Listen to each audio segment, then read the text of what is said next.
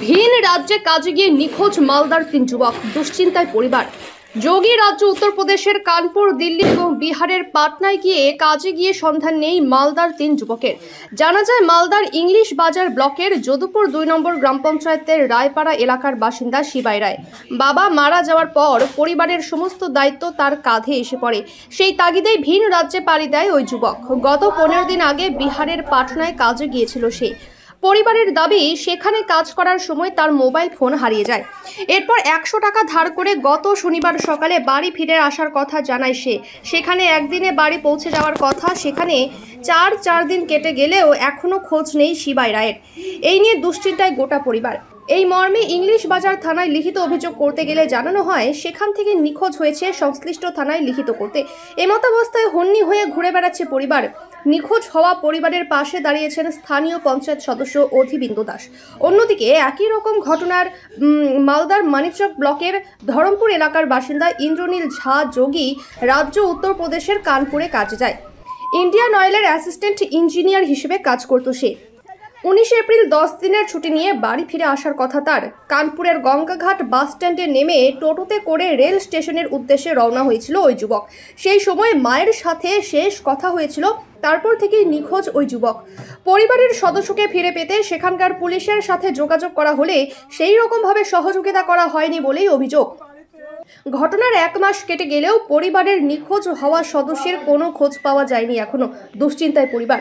ঠিক একই রকমভাবে মালদার রতুয়ার পুকুরিয়া এলাকার বাসিন্দা শেখ আইবুল বিগত 1 মাস আগে দিল্লি পাড়ি দিয়েছিল কাজে। তার বাকি সঙ্গীরা বাড়ি ফিরে আসলেও কোনো খোঁজ মেলেনি শেখ আইবুলের। এই ঘটনায় শুরু হয়েছে রাজনৈতিক চর্চা। তৃণমূলের অভিযোগ, 100 দিনের কাজের টাকা বন্ধ করে দিয়েছে বিজেপি, আর তার কারণেই এই ধরনের ঘটনা ঘটেছে। এই রাজ্যে কাজ দিতে ব্যর্থ সরকার। 100 দিনের কাজের টাকা 9-6 করেছে তৃণমূল, আর তার কারণে কাজের জন্য ভিন রাজ্যে যাচ্ছে যুবকরা, এটা স্বাভাবিক।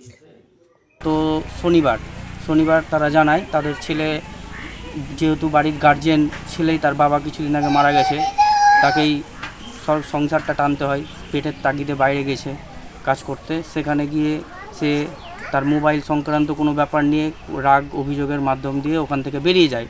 বেরিয়ে যাওয়ার পর তার আর খোঁজ নেই, কারণ ফোনটা তার ওখানে হারিয়ে গেছে। তো অভিযোগ পরিবারের যে জানে তার বাচ্চা সুস্থভাবে বাড়ি ফিরে আসে, সেই ব্যবস্থা করে দেওয়ার জন্য আমার কাছে গিয়েছিল। তো তারপরে যথাসাধ্য চেষ্টা করছি। থানায় গিয়েছিলাম, থানায় অভিযোগ নেয়নি। থানায় বলেছে যে স্থানীয় যে থানা, সেখানেই করতে হবে অভিযোগটা।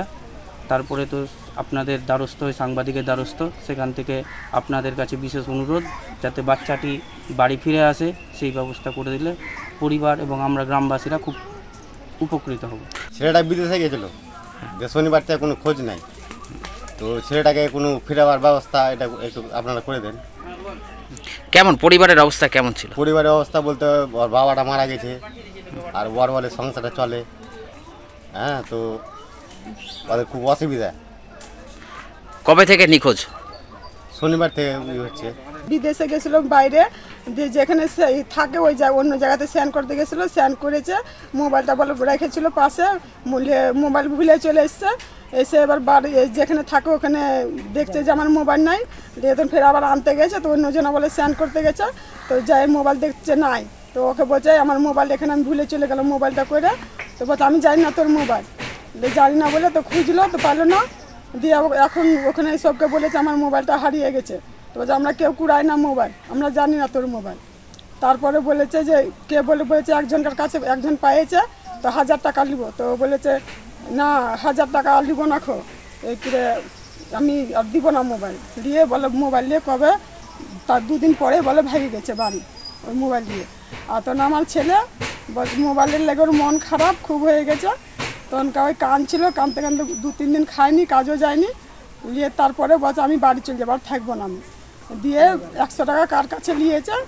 শনিবারে 9টা-10টার দিকে ওই বলে ওখান থেকে বলে গাড়ি ধরেছে কি ধরে না, কি হয়েছে না হয়েছে আর কেউ বলতে পারছে না। দিয়ে বলতে পারছে না, নিয়ে সব কাছ থেকে এলো, বলছে সিবাই কই খোঁজ করছে। তো বলছে কি সিবাই নাই, বলে বাড়ি চলে গেছে। দিয়ে তখন ওরা দিনমান খোঁজাখুঁজি করেছে, বলে পায়নি। আবার রাত্রের বেলায় আমার একটা ভাগিন জামাই আছে, ও আমার মেয়েকে ফোন করেছিল।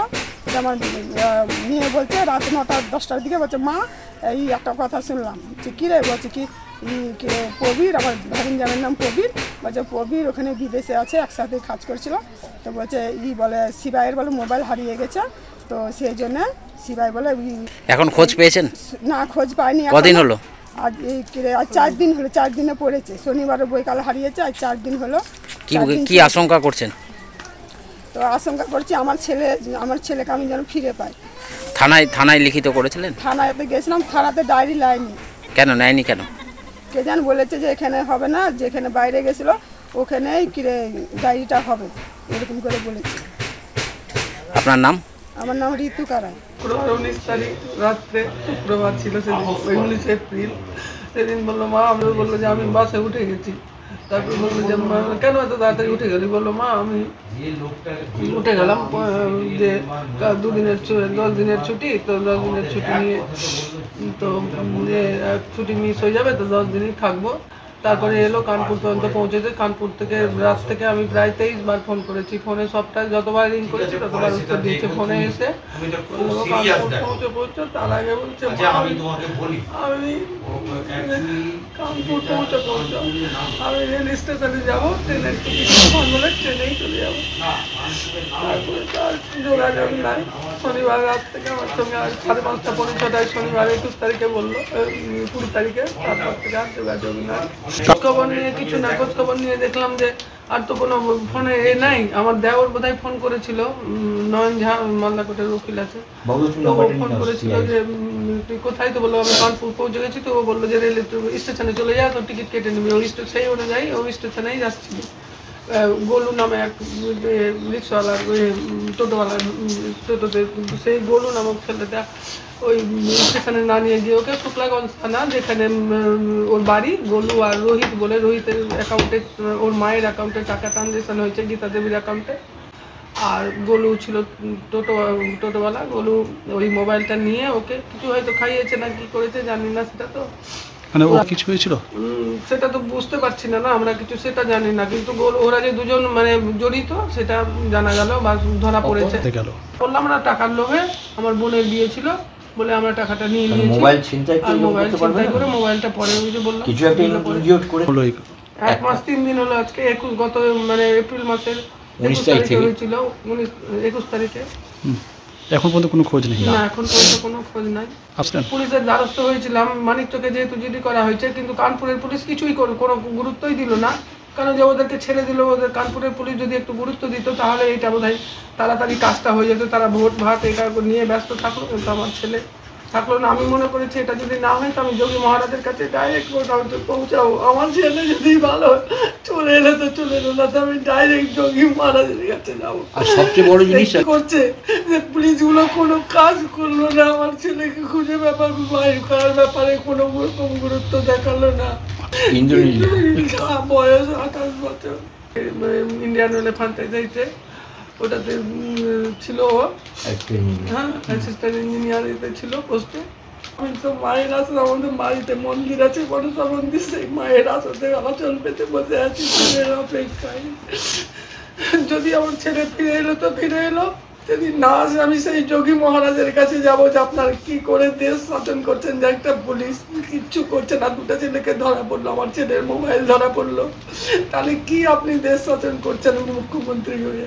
প্রথম কথা, আমাদের কাছে এটা একটাই কথা আমরা বারবার বলেছি যে বাংলায় যথেষ্ট কাজের সুযোগ আছে, আর এই 100 দিনের কাজ কেন্দ্রীয় সরকার বন্ধ করে দেওয়ার ফলে এই ঘটনাগুলো ঘটছে। আর তারা বাইরে গেছে কাজ করতে। এখন আমাদের স্থানীয় যারা জনপ্রতিনিধি আছে তাদেরকে আমরা বলেছি সেই সব পরিবারের পাশে থেকে প্রশাসনিক এবং আমাদের রাজ্যের যে পোর্টাল, সেই পোর্টাল থেকে এবং রাজ্য প্রশাসনের মাধ্যমে দিল্লি প্রশাসন, উত্তরপ্রদেশ প্রশাসন, যেসব প্রশাসনের সঙ্গে যোগাযোগ করে তাদেরকে যেন ফিরিয়ে আনার ব্যবস্থা করার জন্য আমাদের দলকে আমরা ওখানে সক্রিয়ভাবে নির্দেশ দিয়েছি। ভিন রাজ্যে কাজে গিয়ে মালদার 3 যুবক নিখোঁজ। তৃণমূলের অভিযোগ যে বিজেপি 100 দিনের কাজের টাকা বন্ধ করে দেওয়ায় তারা ভিন রাজ্যে যাচ্ছে। তৃণমূলের এই অভিযোগটাই একটা সবচেয়ে বড় মিথ্যা। আজকে এনআরজিএস প্রকল্পের এই 100 দিনের কাজের টাকার প্রকল্পের টাকা এরা যেভাবে নয়ছয় করেছে, আজকে মালদা জেলাতেও 2300 কোটি টাকা এরা নয়ছয় করেছে তৃণমূলের নেতা এবং কিছু আধিকারিক মিলে। স্বাভাবিকভাবে এগুলোতে প্রচুর কমপ্লেন হয়েছে হাইকোর্টে। এবং সেই জন্য সেন্ট্রাল গভর্নমেন্ট এই টাকাটাকে বন্ধ করেছে। কারণ সেন্ট্রাল গভর্নমেন্ট মানুষের কাজের জন্য টাকা দেয়, দুর্নীতি করে তৃণমূল নেতার পকেট ভরার জন্য টাকা দেয় না। আর পশ্চিমবঙ্গে কাজের কোনো অবকাশ নেই। যখন এনআরজিএস কাজ চলছিল, মানুষ 100 দিনে টাকা পাচ্ছিল, তখনও যেমন মানুষ বাইরে যেত, আমাদের জেলা থেকে 5 লক্ষ লোক প্রায় বাইরে যায় কাজে বিভিন্ন রাজ্যে, এখনও সেটা যাচ্ছে, কারণ এখানে কর্মসংস্থান নেই।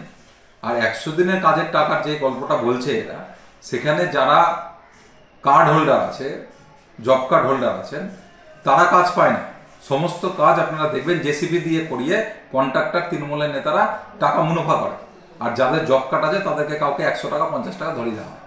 এই দুর্নীতি সারা পশ্চিমবঙ্গ জুড়ে চলছে, এবং তার উপরে পশ্চিমবঙ্গে কর্মসংস্থানের কোনো ব্যবস্থা এই গত 12-13 বছরে তৃণমূলের সরকার করতে পারছে না, করার ক্ষমতা নেই। স্বাভাবিকভাবে মানুষ বাইরে যাচ্ছে, এবং প্রতিদিনই আমরা খবরে দেখছি মাঝে মাঝে কেউ টাওয়ার থেকে পড়ে মারা যাচ্ছে, কেউ বাড়ির বিল্ডিং করতে মাটি চাপা পড়ে মারা যাচ্ছে, যুবকদের মৃত্যু হচ্ছে।